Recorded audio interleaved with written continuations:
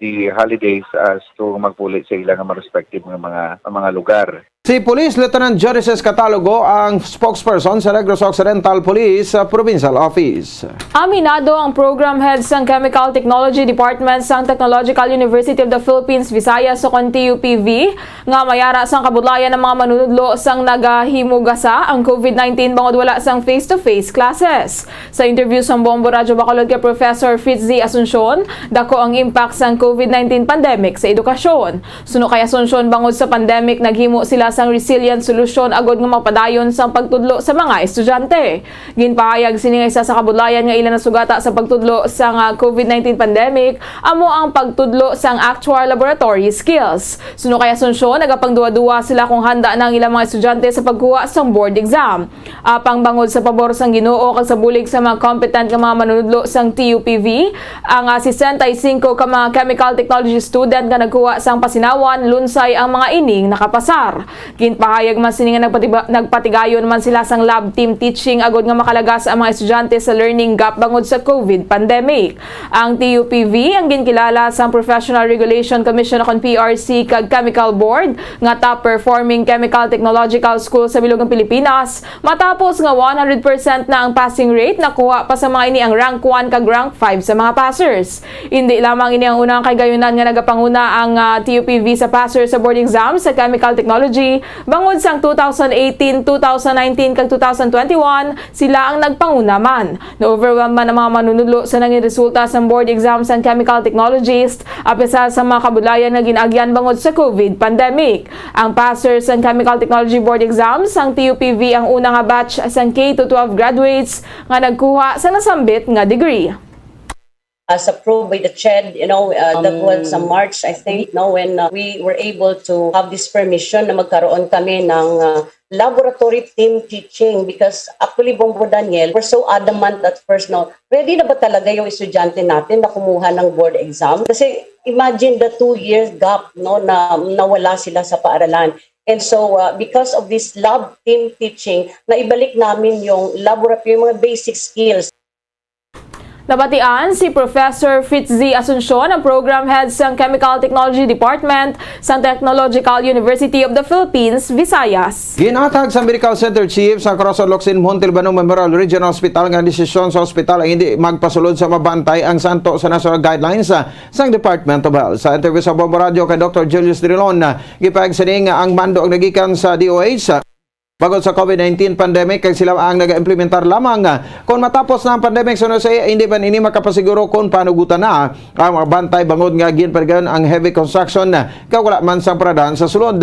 Sunod sa budget sa ospital ang para lamang sa mga nagamasakit kag kung mahimo sila sa ang pasilidad para sa mabantay wala na ang mainis ang kwarta. Ini man ni pabor sa pagbutang sa tent sa sulod para nga sa mga bantay bangod sa sitwasyon sa karon sa ospital nga mataas ang positivity rate.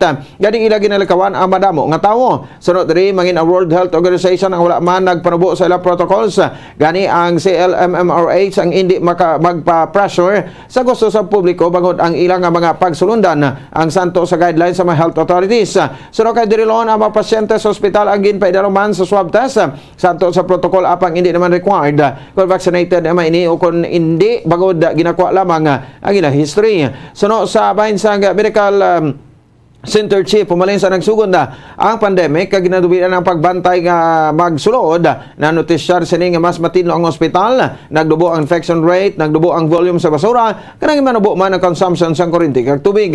Sunod diri ang ila matipid diri ang sarangpa nga magamit sa iban nga makinahanglanon kaangay sang supplies, bulong ka magamit nga kinahanglanon sa mga pasyente. We don't make our own policies. No? We base our policies based on the recommendations of health authorities. Hindi niya namon niya sarili lang niya ang amuna. Ginabase niya namon ang amon actions based on guidelines set forth by the Department of Health. Si Dr. Julius Drilon, ang Medical Center Chief sa Corazon Locsin Montalbano Memorial Regional Hospital. Sa tangyar sa 8.12% ang positivity rate sa mga pasyente sa CLMMRH kada semana ng equivalent sa 25.30 ka mga persona. Sunod kay Drilon, mas mataas ang positivity rate sa mga healthcare workers sa ospital ngera sa 13% kada semana. Sunod sa iya, nag-function man sa gihapon ang ilang molecular laboratory kay ginagamit sa pagkuha sang RT-PCR test. Wala sang bayad kung magpa-swab test ang mga staff sang CLMMRH Mangon Santo sa Department Order, libre nga makapatest ang mga staff sa symptomatic sa COVID-19 suspects kag close contacts. Samtang 1,400 naman pesos ang bayad sa mabantay nga magapaswab kag ini ang ginadugang lamang sa mga bill sang pasyente. Hovers between 8 to 12% kaya sulod na pasyente. Ang healthcare workers namon, well, of course, halin na sa community, mga staff, mag-13%. That's per week. So, mga 25, 30 tao.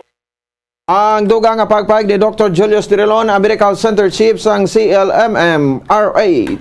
Kag sa katapusan nga balita, pilason ang 19 anyos nga lalaki matapos kinbuno sang 18 anyos nga lalaki sa Purok Masinadyahon, Barangay 1A, Manapla sa Oktubre 25 alas 11:30 sang aga. Sa interview sa Bombo Radio kay Police Captain J. Nick Bermudez, ang hepe sa Manapla Municipal Police Station, ginkilala ang biktima kay Jetro Bunyi, 19 anyos, residente sa Barangay Purisima sa nasambit nga Banwa, samtang suspetsado amo si Sherwin Pasukin, 18 anyos, residente sa Purok Suaga, Barangay 1A. Suno kay Bermudez, samtang nagalakat si Bunyi, hinali lamang nga nagulot si Pasukin kag siya ang ginbuno. Nakaagom ang biktima sang pila sa dughan kag gindala sa ospital. Sa karunyara na inisestable nga kondisyon, samtang at large naman ang suspetsado. Suno sa hepe santo sa payag sa mga nakakilala sa duha, madugay na nga nagasuyay ang duha.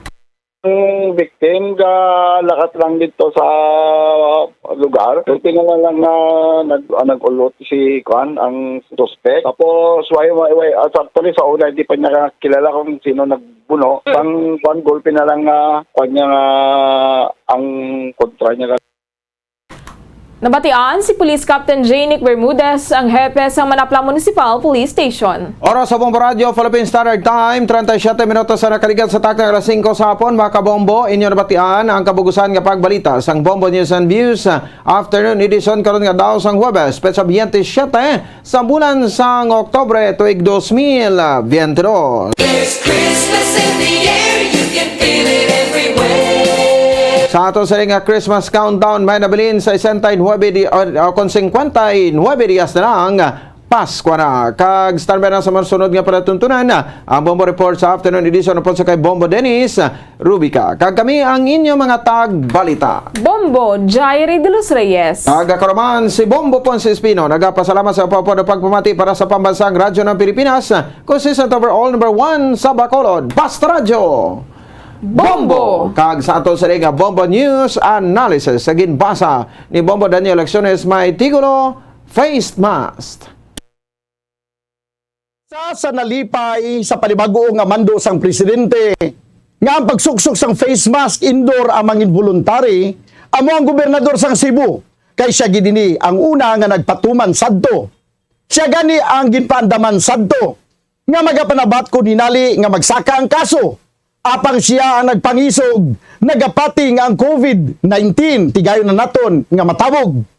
Tubdob sa karon mayara pagid gani gyapon ang nagaduda kung bala ang COVID-19 makamamatay kung ikaw wala bakuna. Kaya ang ila pagpati ginegosyohan lang kita sang tagimo sa bakuna nga dalagko nga mga kompanya. Sa karon ang halos tanan na bakunahan na. Ang numero sang nalatnan halos nadula. Gani face mask, hindi na obligado nga suksukon. Depende na lang sa imo kung imo padayunon. Salamat kay nakapahuway na kita. Sang kada adlaw nga kita nagapunga-punga. Bangod sang face mask nga nagabalabag sa ilong kagbaba, daw sa hindi makalusot ang hangin nga aton ginaginhawa. Ang ini nga panguna-una pananaawa na ginpadala ni Francisco Luardo sang Barangay Singkang Airport, Bacolod City. Kung ang hampang basketball amo ang mas ginakakunyagan naton nga mga Pilipino, apang salos tanan nga parte sang kalibutan, ang nagapanguna o kon most popular sports in the world, amo ang football, better known as soccer sa US kag Canada. Suno sa latest world statistics sa sini nga tuig 2022, ang football amo ang nagapanguna ilabi na gid sa Europa nga nagadakat sa masubra 4 billion followers. May kantanan sa football, isa sa ginahulat sa mga football or soccer enthusiasts